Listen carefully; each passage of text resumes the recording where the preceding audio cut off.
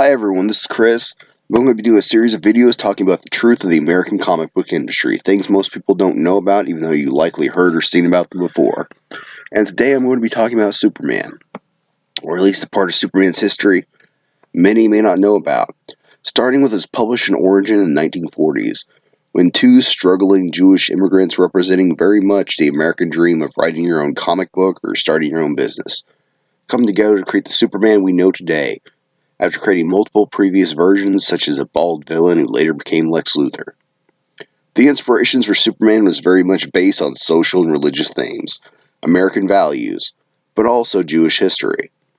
Superman inherited traits from biblical figures such as the strength of Samson or the origin of Moses, and popular science fiction stories such as John Connor from Mars.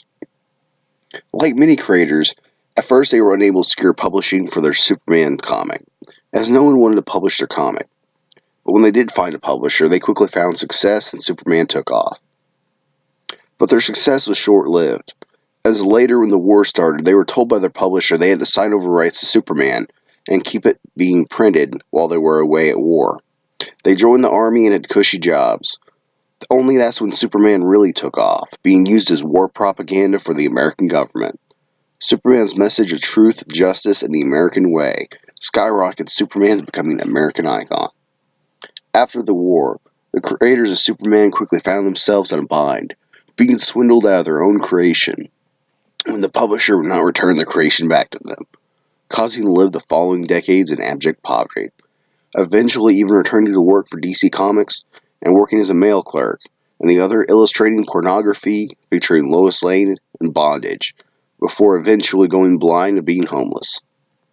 That's right, folks, the creators of Superman, an American icon, were homeless and working for the Postal Service. A sad representation of what happens to comic creators in America, while this has continued on and affected many other comic creators of the past decades, who are creators of massively beloved icons who find themselves quite poor and mistreated by the fat cats who run the industry, and the very fandom itself.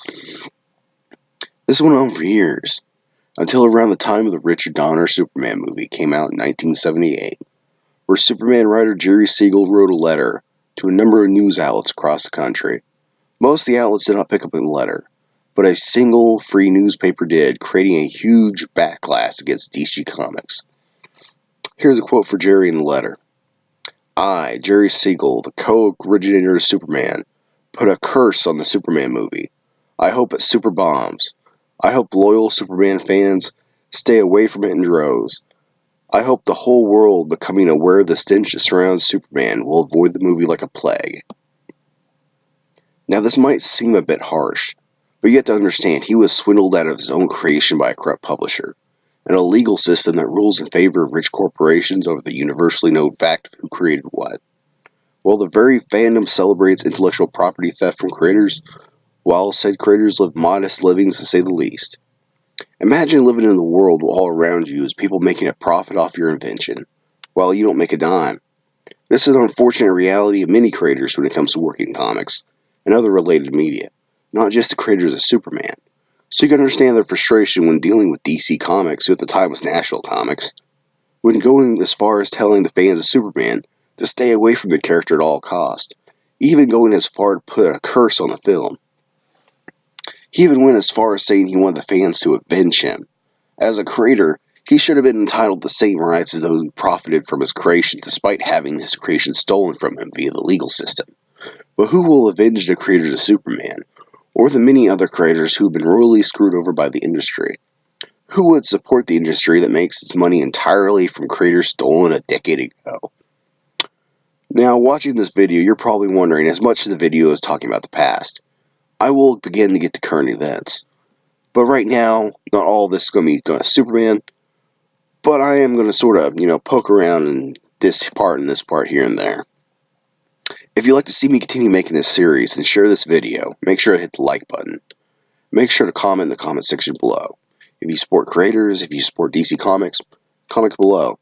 And if you like to support comics that are not made by jerks, then check the video description. Thanks, and take care.